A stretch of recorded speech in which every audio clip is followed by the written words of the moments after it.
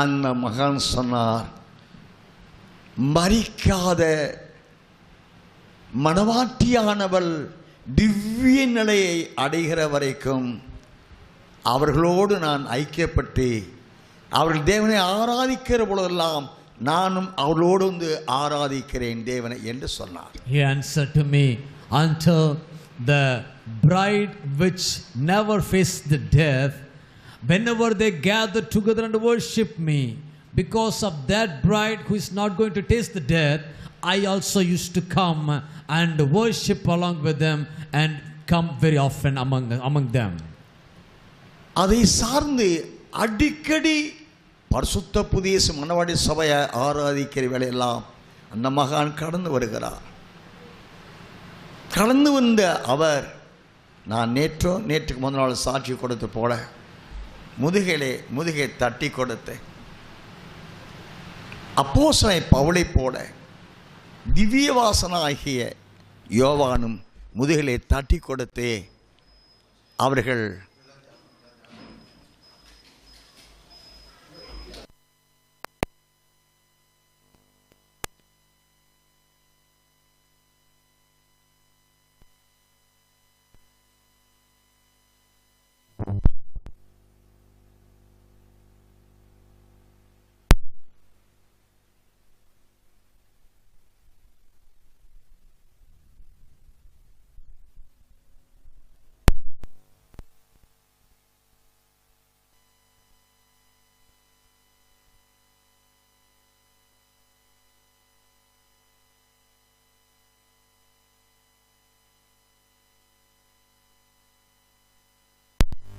Tapped me in the back and say, according to Apostle Paul said, சபையின் பரிசுத்த புதிய எருசலேம் என்ற தேவனால் கைவிடப்படாத நகரம் என்று பெயர் பெற்ற பரிசுத்த புதிய எருசலேம் மணவாட்டி சபையாய் ஆராதிக்கிற பொழுதெல்லாம் இந்த சபையில் உள்ளவர்கள் புத்திமான்களாய் புத்தியுள்ள கன்னிகைகளாகவும் தேவனுடைய திவ்ய சுபாவத்துக்குள்ளானவர்களான தகுதி அடையவும் தேவனுடைய மகிமையின் மணவாட்டியான தகுதியை அடையும் அந்த நிலையை இவள் அடைகிற வரைக்கும் நான் இங்கே வருவேன்.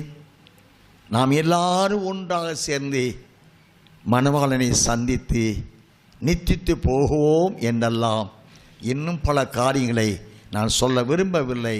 ஆகையினாலே அருமையான கர்த்தருடைய ஆவிக்குரிய மண்டலமே, தேவன் மரிக்காத ஒரு பரிசுத்தவான்களின் கூட்டத்தை எதிர்பார்த்து அவர்களை ஆயத்தப்படுத்தவே பரிசுத்த ஆவியாய தேவன் அனுப்பப்பட்டு வந்து ஆவிக்குரியவர்களாய் ஆவியில் பூர்ண ரூபதியானவர்களாய் அவர்களைத்தான் தேவ மையமடைந்த ஆட்டுக்குட்டியான மனைவாட்டி அவர்களைத்தான் ஆவியாயிருக்கிற 2 Corinthians 3:18 படி ஆவியாயிருக்கிற கர்த்தரால் அந்த ஆவியானுடைய சாயலுக்கு ஒப்பாக ஆவியாயிருக்கிற கர்த்தரால் அந்த சாயலாகத்தாமே மகிமையின் மேல் மகிமை அடைய வளர்த்து கொண்டிருக்கிறார். The future plan about this beautiful bride church is the Apostle John revealed as the Apostle Paul says, I want to make this church the bride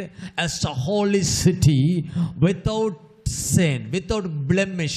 I want to prepare her as a beautiful bride for the Lamb of the Lord.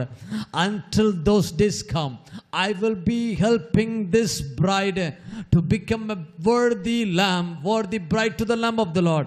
I will be helping, I will be supporting her, and all of us gathered together, we will meet our lamb we will meet our bridegroom, and those days we will gather together and meet the Lord.